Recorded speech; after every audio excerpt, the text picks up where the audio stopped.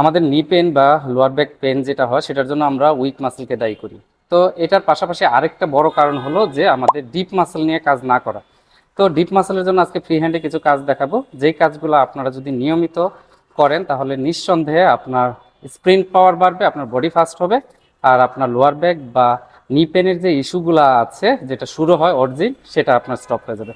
তো চলুন কাজগুলো দেখি।